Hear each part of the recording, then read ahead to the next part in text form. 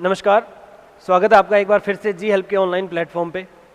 हम जो है क्रोनोलॉजी कर रहे हैं और अभी तक हमने जो है मार्च माह के बारे में देखा था।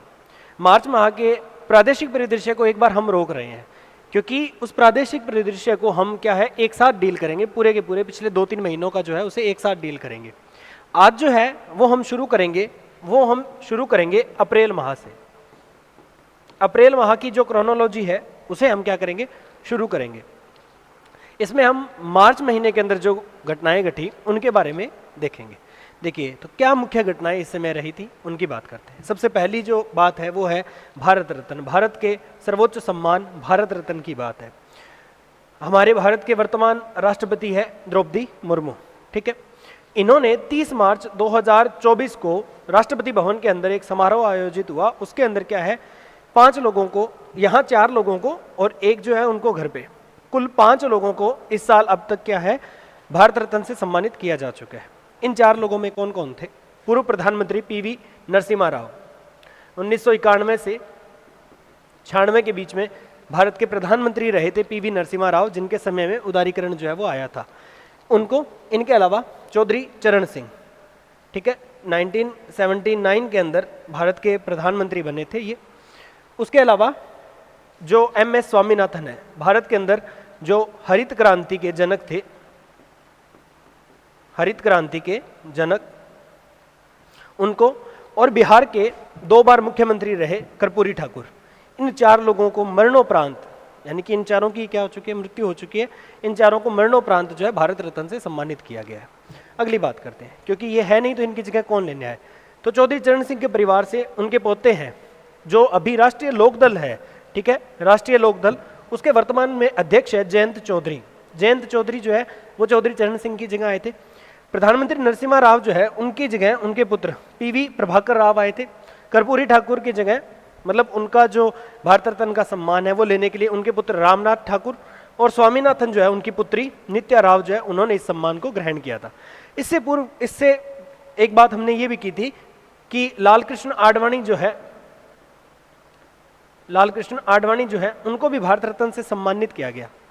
भारतीय जनता पार्टी के एक प्रमुख नेता अटल बिहारी वाजपेयी के साथ जिन्होंने भारतीय जनता पार्टी की शुरुआत की थी, उनको क्या है 31 मार्च 2024 को उनके आवास पे ही जाके, क्योंकि लाल कृष्ण आडवाणी अभी बुजुर्ग है और बीमार भी रहते हैं, अतएव उनके घर पे जाके उनको क्या है भारत रत्न दिया गया। तो इन 5 लोगों को वर्ष 2024 के अंदर 5 लोगों को 2024 में भारत रत्न से सम्मानित किया गया। अब तक कुल 53 लोगों को भारत रत्न से सम्मानित किया जा चुका है भारत के अंदर। अगली बात करते हैं, UNDP, United Nation Development Programme, इनके द्वारा एक सूचकांक जारी किया जाता है जिसको बोलते हैं HDI, ह्यूमन डेवलपमेंट इंडेक्स, मानव विकास सूचकांक 2023-24। उसके अंदर स्विट्जरलैंड जो है उसे पहला स्थान प्राप्त हुआ है। HDI मानव विकास सूचकांक जो है उसके अंदर स्विट्जरलैंड को क्या है पहला स्थान प्राप्त हुआ है। अलग अलग इसमें कारक होते हैं, स्वास्थ्य है, शिक्षा है, जो प्रति व्यक्ति आय है, बहुत सारे कारक जो है उनको मिला के और इसको क्या है निकाला जाता है। स्विट्जरलैंड इसमें पहले नंबर पे। भारत का क्या स्थान रहा है इसमें? भारत जो है वो इसमें इस सूची में 134वें स्थान पे है। भारत की स्थिति क्या है कि भारत HDI में 134वें स्थान पे है। अगली बात करते हैं ग्रेट इंडियन बस्टर्ड की। क्या होता है ग्रेट इंडियन बस्टर्ड? जिसको हम क्या बोलते हैं, गोडावण बोलते हैं। राजस्थान का जो राज्य पक्षी है गोडावण, जो राजस्थान और गुजरात में ज़्यादातर पाया जाता है, ये क्या है एक विलुप्त प्राय है, ठीक है। IUCN जो डाटा जारी करता है, IUCN के द्वारा डाटा जारी किया जाता है जिसके अंदर क्या है, जो भी विलुप्त होने वाले संकटाग्रस्त जो प्रजातियां होती है उनके बारे में उसमें बताया जाता है, ठीक है। उसी के अंदर इंडियन बस्टर्ड की बात है।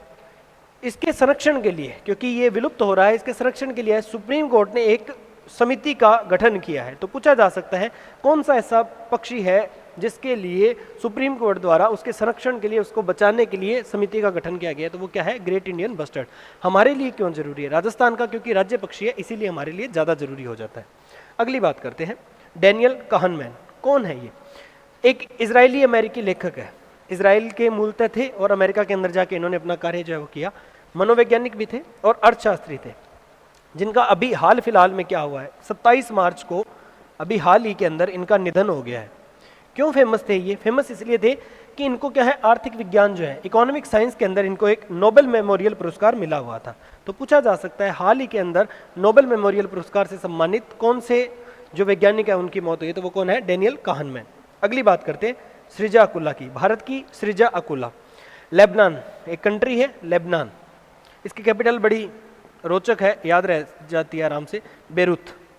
लेबनान की कैपिटल है बेरूत। वहाँ क्या है, WTT फीडर बेरूत के अंदर क्या है, एक टूर्नामेंट हुआ है, WTT यानी वर्ल्ड टेबल टेनिस का एक टूर्नामेंट हुआ, जिसके अंदर क्या है, इन्होंने महिला एकल खिताब जीता है। ठीक है, सृजा अकुला जिन्होंने WTT के अंदर महिला एकल खिताब अभी क्या है, जीता है। कहाँ आयोजित हुआ था, तो लेबनान के अंदर। अगली बात करते हैं शीतल देवी।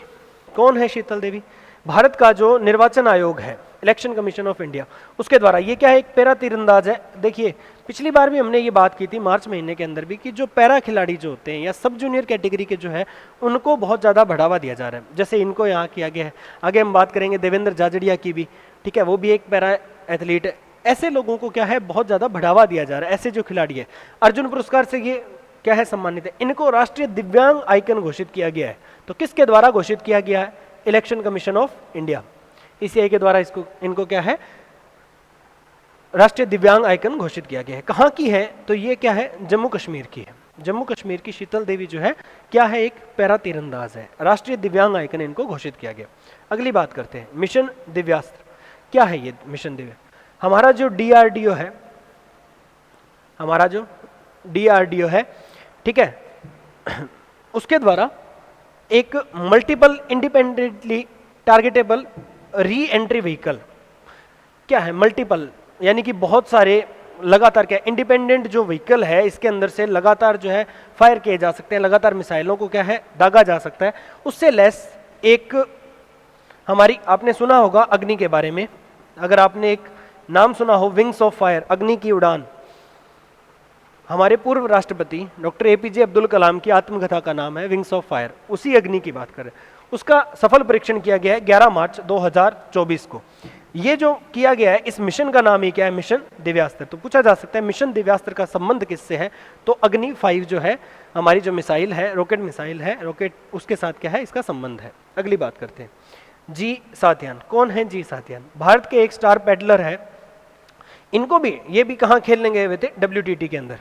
ठीक है, वर्ल्ड जो टेबल टेनिस का जो फीडर था, कहाँ पे था, लेबनान के अंदर। अभी हमने बात की थी, कहाँ था, लेबनान के अंदर। उसमें इन्होंने क्या है, पुरुष एकल ट्रॉफी जीतने वाले ये पहले भारतीय बने हैं। पुरुष एकल ट्रॉफी जीतने वाले ये पहले बार। अभी हमने बात की थी सृजा अकुला की, वो महिला के अंदर, और ये क्या है, पुरुषों के अंदर जीतने वाले क्या है, भारतीय खिलाड़ी। अगली बात करते हैं किशोर मकवाना।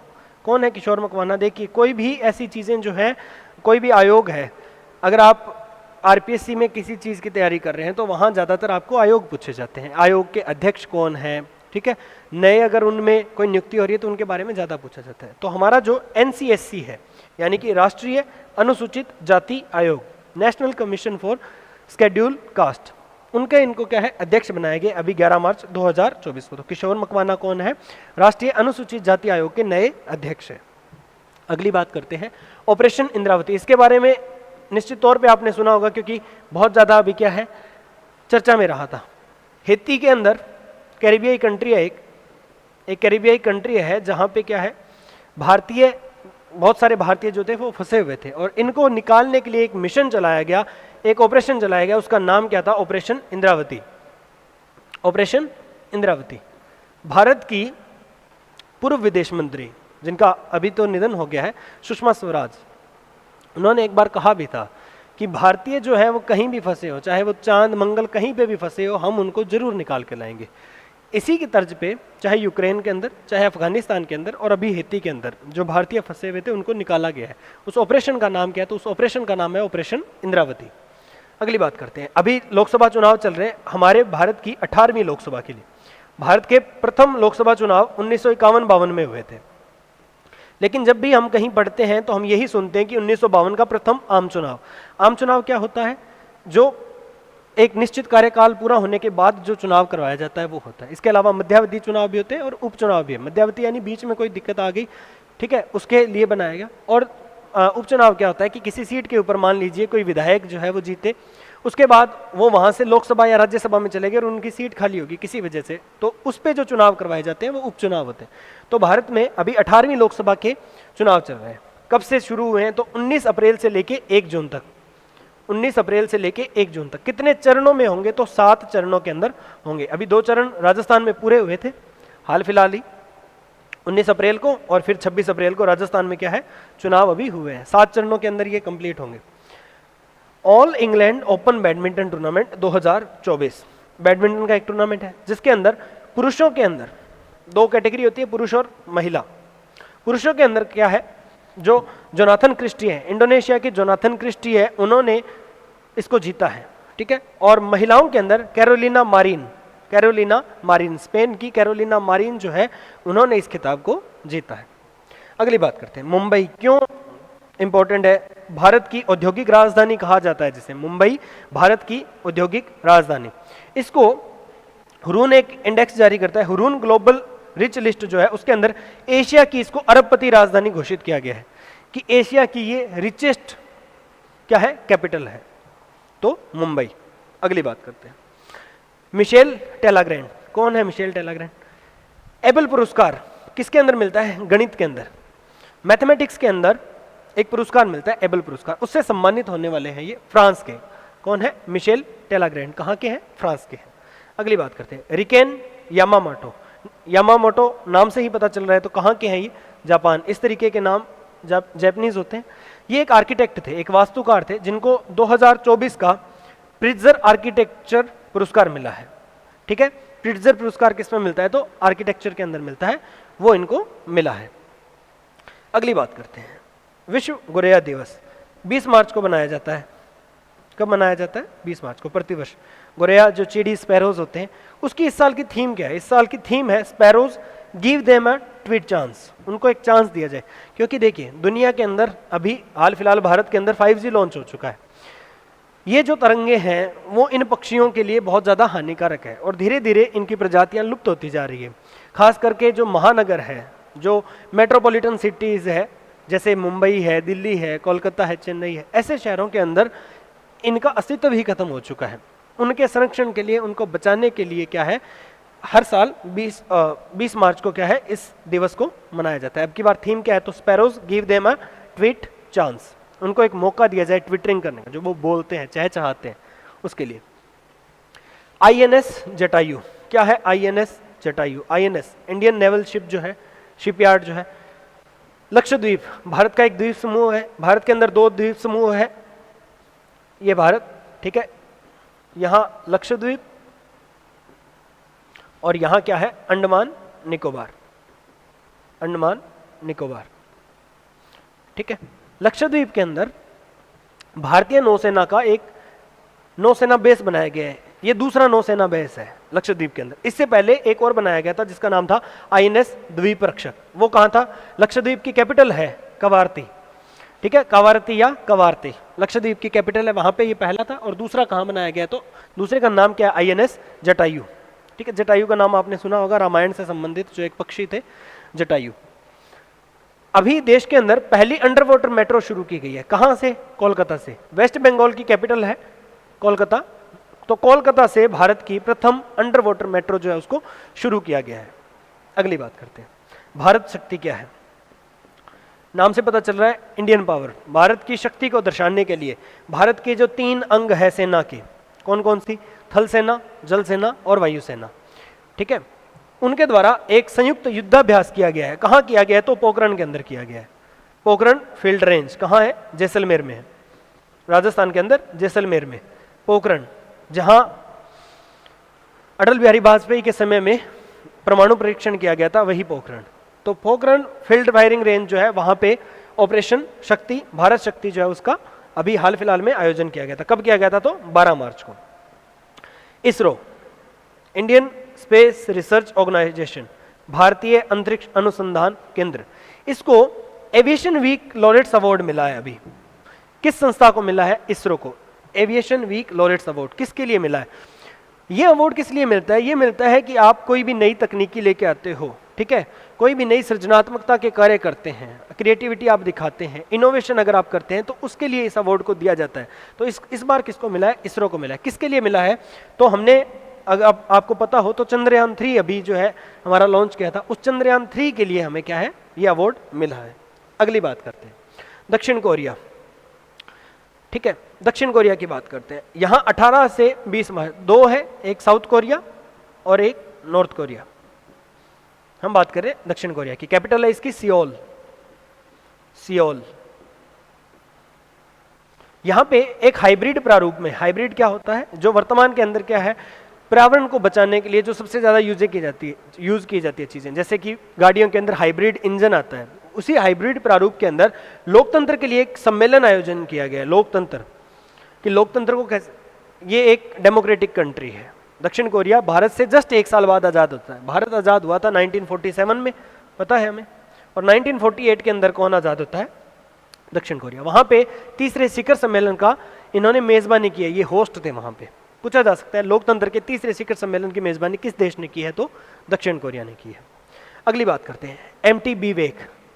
एमटी बीवेक क्या है ये टीबी की एक वैक्सीन है। ट्यूबरक्लोसिस जो होता है टीबी, उसकी एक वैक्सीन है। किसको दी जाएगी? वयस्कों को, एडल्ट्स को, 18 साल से ऊपर।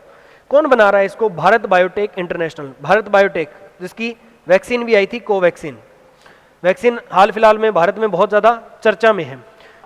कोविशील्ड ने, सीरम पूनावाला की जो कंपनी है, उसने एक्सेप्ट किया है कि कोविशील्ड लेने वाले जो व्यक्ति हैं उनको हार्ट अटैक के चांसेस ज़्यादा होंगे, ये उन्होंने माना है।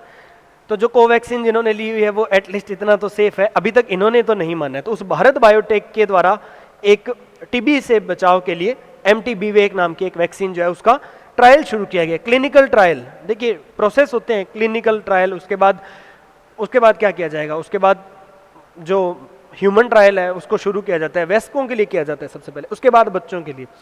जब कोविड आया था तो यही देखा गया था कि अलग अलग ट्रायल के प्रोसेस थे, उसके बाद में वयस्कों तक पहले पहुंची, फिर उसके बाद बच्चों के लिए अलग से ट्रायल किए गए और उन तक पहुंची थी। तो टीबी के लिए क्या है, एमटी बीवेक नाम की वैक्सीन जो वो तैयार की जा रही है। बीना अग्रवाल और जेम्स बोयस क्यों अभी हाल ही में चर्चा में, इनको क्या है, एक पुरस्कार से सम्मानित किया गया है जिसका नाम है वैश्विक असमानता अनुसंधान। ठीक है, वर्ल्ड लेवल पे जो डिस्क्रिमिनेशन हो रहा है उस पर रिसर्च करने के लिए कि किस देश में, किसी महाद्वीप में किस प्रकार की असमानताएं ज़्यादा फैली हुई है, जातिगत, लैंगिक आधार पे, वर्ग के आधार पे, कलर के आधार पे, अलग अलग तरीके की क्या है असमानताएं फैली हुई है, उनके ऊपर रिसर्च करने वालों को हर 2 साल के बाद पुरस्कार मिलता है, हर 2 साल के बाद। इस बार किसको मिला है? तो भारत से है बीना अग्रवाल और जेम्स बोयस को, इन दोनों को यह पुरस्कार मिला है। अगली बात करते हैं मेलानोक्लेमिस द्रौपदी। क्या है ये मेलानोक्लेमिस द्रौपदी? हमारा जो जियोलॉजिकल सर्वे ऑफ इंडिया है, सॉरी जीएसआई ने क्या है, ओडिशा और बंगाल के अंदर वहां के जो समुद्री तट है वहां पे एक समुद्री स्लग मोलस्क क्या होता है, जैसे घेंगा जिसको बोलते हैं या घोंगा जिसको बोलते हैं, स्नेल जो होता है उसी की एक ब्रीड है, ये स्नेल की एक ब्रीड है, उसको खोजा गया है, उसकी एक नई किस्म, और उसका नाम क्या रखा गया है? तो उसका नाम रखा गया है मेलानोक्लेमिस द्रौपदी। पूछा जा सकता है मेलानोक्लेमिस द्रौपदी क्या है? तो एक जियोलॉजिकल सर्वे ऑफ इंडिया के द्वारा खोजी गई एक समुद्री नई किस्म है। ये कहाँ पे मिलती है? तो ओडिशा और बंगाल के अंदर मिलती है। अगली बात करते हैं ओपनहाइमर। निश्चित तौर पे सभी ने नाम सुना होगा ओपनहाइमर के बारे में, जो परमाणु विस्फोट हुआ था उसके ऊपर ये मूवी आधारित थी। इसको 2024 के अंदर कौन सा 96 ऑस्कर पुरस्कार अभी दिए गए हैं, उसके अंदर इसको क्या है, सर्वश्रेष्ठ फिल्म का पुरस्कार मिला है। तो ऑस्कर मिला है इसको, ऑस्कर मिला है। आज तक भारत में केवल AR रहमान को स्लमडॉग मिलियनेयर के अंदर जो गाना था उनका जय हो, उसके लिए ऑस्कर मिला था। अभी पीछे अगर आपने सुना हो तो एक मूवी बनाई गई थी, एक डॉक्यूमेंट्री बनाई गई थी हाथियों के ऊपर, उसको भी ऑस्कर के अंदर जो है वो नॉमिनेट किया गया था। ठीक है, और नाटो नाटो जो गाना है उसको भी वहाँ रिप्रेजेंट किया गया था। तो उसी ऑस्कर के अंदर जो ओपनहाइमर है उसको इस साल की सर्वश्रेष्ठ फिल्म घोषित किया गया है। अगली बात करते हैं रूपा ताराकासी या सिल्वर फिलिग्री। क्या है ये रूपा ताराकासी या सिल्वर फिलिग्री? कटक जो है कहाँ पे है? ओडिशा के अंदर। वहाँ चांदी की जो तराकाशी की जाती है उसके लिए GI टैग मिलता है, ग्लोबल जो इंडिकेटर मिलते हैं, जीआई टैग मिलते हैं। जैसे अगर आपने सुना हो तो राजस्थान के अंदर बहुत सारी ऐसी चीज़ें हैं, जयपुर की ब्लू पोट्री जो है उसको जीआई टैग मिला हुआ है। राजस्थान में अब तक लगभग 16 ऐसी चीज़ें हैं जिनको जीआई टैग जो है वो मिला हुआ है। तो उड़ीसा के अंदर जो है एक चांदी की जो तराकाशी की जाती है उसके लिए इनको जीआई टैग मिला है, जिसका अन्य नाम, उसका और नाम उसका क्या है, तो उसको रूपा ताराकाशी या सिल्वर फिलिग्री भी कहा जाता है। कहाँ से संबंधित है, तो उड़ीसा से, कटक से ये संबंधित है। उसके बाद बात करते हैं पंकज आडवाणी। नाम सुना होगा आपने, भारत के स्नूकर प्लेयर है, बिलियर्ड्स प्लेयर है ये। इनको क्या है, चीन के अंदर एक शांगराओ सिटी है, वहाँ पे वर्ल्ड बिलियर्ड संग्रहालय है, उसके अंदर हॉल ऑफ फेम। देखिए हर एक गेम के अंदर, या गेम नहीं और भी चीज़ों के अंदर, पॉलिटिक्स के अंदर भी हॉल ऑफ फेम बनाई जाती है। जो महान लोग होते हैं उनकी फेम बनाई जाती है, लिस्ट होती है जिसके अंदर नाम लिखे जाते हैं कि फलां फलां लोग जो है वो हॉल ऑफ फेम में शामिल है। तो उसमें शामिल होने वाले ये भारतीय है। कौन है, पंकज आडवाणी। किस में शामिल हुए हैं, तो हॉल ऑफ फेम में। कहाँ की, चाइना की। अगली बात करते हैं, भारत के अंदर जो तेंदुए हैं, लेपर्ड्स जो है, क्या है, लेपर्ड्स, उनकी स्थिति के लिए अभी 2022 में एक रिपोर्ट आई है। ये क्या कहते हैं कि 2018 से लेके और 2022 के बीच में, 2018 से लेके और 2022 के बीच में, भारत में तेंदुओं की संख्या में 8% वृद्धि हुई है। और अब हाल फिलहाल में भारत में 13,874 कुल तेंदुए पाए जाते हैं। 13,874 तेंदुए भारत में अभी पाए जाते हैं। तो 8% की इसमें वृद्धि हुई है 2018 से लगा के 2022 के बीच में। अगली बात करते हैं आईसीसी, इंटरनेशनल क्रिकेट काउंसिल। ये क्या करते हैं, अपनी रैंकिंग जारी करते हैं। क्रिकेट में 3 फॉर्मेट होते हैं, टेस्ट, ओडीआई और टी20। इन तीनों के अंदर भारत जो है, इंडियन टीम जो है वो अभी वर्ल्ड रैंकिंग के अंदर फर्स्ट में है। तीनों ही प्रारूप के अंदर भारत जो है वो पहले स्थान पे है। कौन जारी करता है, आईसीसी, इंटरनेशनल क्रिकेट काउंसिल जो है वो इसको जारी करता है। तो भारत इसमें क्या है, तीनों ही प्रारूप के अंदर शीर्ष स्थान पे है। अगली बात करते हैं, रामगढ़ क्रेटर सुना होगा आपने, 12 के अंदर है। कहाँ पे है, 12 में है। क्यों फेमस है, अभी क्यों चर्चा में है, हमारी जो राजस्थान सरकार है उन्होंने ऑफिशियली तौर पे ये कह दिया है कि हमारा पहला जियो हेरिटेज साइट है, यानी कि अधिसूचित भू विरासत स्थल है ये हमारा। रामगढ़ क्रेटर को पहला जियो हेरिटेज जो है घोषित किया गया है। जियो हेरिटेज साइट जो है वो राजस्थान की, भारत की भी जो है ये घोषित किया गया, भारत की पहली है ये, ठीक है, न केवल राजस्थान की बल्कि भारत की पहली जियो हेरिटेज साइट है। अभी रणजी ट्रॉफी किससे संबंध है, पूछा जाता है ऐसे क्वेश्चन। संतोष ट्रॉफी का संबंध किससे है, दिलीप ट्रॉफी का संबंध किससे है, तो रणजी ट्रॉफी का संबंध किससे है, क्रिकेट से है। अभी 89 हुई जिसके अंदर मुंबई ने 42वीं बार इस कप को जीता है। 42वीं बार किसको हराया है, तो विदर्भ को हराया है, ठीक है, विदर्भ को हरा के 169 रनों से हराया। रन वगैरह नहीं पूछे जाते इतना, लेकिन किसने हराया है, तो मुंबई ने। किसको हराया है, विदर्भ को। किससे संबंधित है, तो क्रिकेट से। अगली बात करते हैं, measles and rubella champion award. खसरा जो रोग होता है, खसरा रोग, उसके लिए भारत को यह अवार्ड दिया गया, measles and rubella champion award, क्योंकि भारत ने जो प्रयास किए हैं खसरा को खत्म करने के लिए, उन प्रयासों के लिए भारत को यह अवार्ड जो है वो दिया गया है। अगली बात करते हैं, एक बुक है 11 rules for life secrets to level up. 11 rules for life secrets to level up. किसकी बुक है ये, तो चेतन भगत की बुक है। आपने सुना होगा, इंग्लिश नॉवलिस्ट है, वैसे ही ज़्यादातर इंग्लिश में लिखते हैं, ट्रांसलेशन किया जाता है इनका बाद में हिंदी में। बहुत सारी बुक्स इनकी आपने सुनी होगी, 5 point someone, 3 mistakes of my life, जिसके ऊपर काई पोएट्री मूवी बनी थी, हाफ गर्लफ्रेंड। अभी पीछे इनकी बुक आई थी द रूम इन गर्ल 105। तो ऐसे बहुत सारी बुक्स जो है, 5 पॉइंट समवन जो बुक है उसके ऊपर 3 इडियट्स मूवी बनी थी, 2 स्टेट्स इन्हीं की बुक है। ऐसे बहुत सारी बुक्स के ये क्या है, मॉडर्न इंग्लिश लिटरेचर जो है उसके राइटर है ये, मॉडर्न इंग्लिश राइटर है ये। अगली बात करते हैं, देवेंद्र झाझड़िया, राजस्थान से संबंधित है। इनको क्या है, भारत का जो पैरालंपिक समिति है हमारी, जो पीसीआई है, पैरालंपिक कमेटी ऑफ इंडिया, उनके अध्यक्ष बनाए गए हैं। किस खेल से हैं, तो ये जेवलियन थ्रो, जो भाला फेंक जो होता है, भाला फेंक। नीरज चोपड़ा का आपने नाम सुना होगा, वही नीरज चोपड़ा जो गोल्ड लेके आए थे ओलंपिक्स के अंदर, वो भी क्या है, जेवेलियन थ्रोअर है। और ये क्या है, पैरालंपिक जेवेलियन थ्रोअर है। इनको पीसीआई का अध्यक्ष बनाया गया है अभी। तो ये सारी बातें थी, ये हमारा पूरा का पूरा मंथली रिव्यू था कि हम पूरे के पूरे इस जो क्रोनोलॉजी है अप्रैल की, उसके अंदर क्या क्या बातें पढ़ेंगे, उसका ये ओवरव्यू था। इसके बाद हम धीरे धीरे क्या है, जो अंतर्राष्ट्रीय परिदृश्य है, जो राष्ट्रीय परिदृश्य है, प्रादेशिक को हम एक साथ डील करेंगे। ठीक है, ऐसा नहीं है कि हम उसको नहीं डील करेंगे, उसको एक साथ पूरा डील करेंगे, जिसके अंदर पिछले 2-3 महीनों को एक साथ कवर करके और उसको पूरा करेंगे। ये जो पूरा का पूरा मैटर है वो आपको जो डिस्क्रिप्शन लिंक है उसके अंदर एक टेलीग्राम ग्रुप का लिंक होता है, वहाँ से आप उसको ज्वाइन करके देखिए। स्क्रीनशॉट लेने की ऐसी कोई आवश्यकता नहीं है कि मैं अगर आगे आ रहा हूँ आपको आप लिख नहीं पा रहे हो, लिखने की ज़रूरत नहीं है। पहली बात तो ये पूरा का पूरा क्रोनोलॉजी के अंदर है। फिर आप अगर उतना डीप बड़ा बड़ा जो है लाइनें दी हुई है वो नहीं पढ़ना चाहते हैं तो आप उस ग्रुप को ज्वाइन करके और PDF जो है उसको डाउनलोड कर सकते हैं। आज के लिए इतना ही, मिलते हैं अगली क्लास में, तब तक के लिए धन्यवाद।